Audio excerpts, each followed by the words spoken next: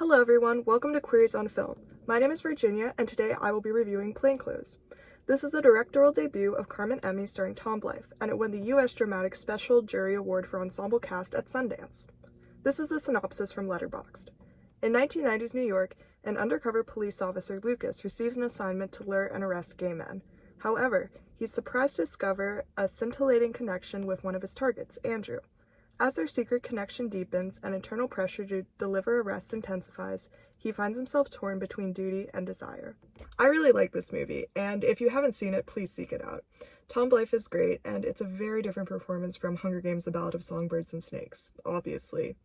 Well, besides the going a bit insane over a situationship part, but I digress. I think his portrayal of anxiety was also very realistic, and he did a great job in that regard. Russell Tovey as Andrew is also great. This is the first movie of his I've seen, but I'm definitely interested in checking out more of his performances now. I think this movie did an amazing job portraying the fear and stigma that still surrounded queer people well into the 1990s. This is based on real police sting operations used to arrest gay men that were justified with phrases such as lewd conduct and indecent exposure. Even today, and this may not come as a shock, there are still discriminatory practices in police forces against queer individuals despite multiple lawsuits, and Lawrence v. Texas in 2003, which heavily challenged the legality of sting operations by striking down sodomy laws. I'll admit this was a blind spot for me in terms of queer history, and I'm glad I was able to learn something from this movie. With that being said, this is not an original story in terms of theme or concept, which is completely okay.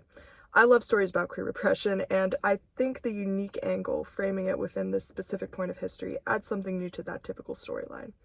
However, if you're looking for something completely original aside from time and place, you may feel a bit disappointed. Personally, that didn't detract from my enjoyment of the film, but I think this viewpoint is valid and worth mentioning. I also want to mention the different camera styles used.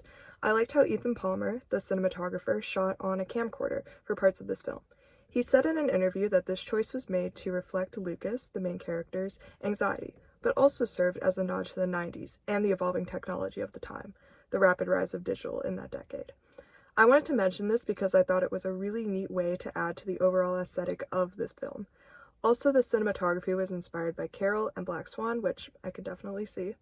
Overall, I would give this movie a 4.5 out of 5, and I highly recommend it. Thank you for watching, and see you next time.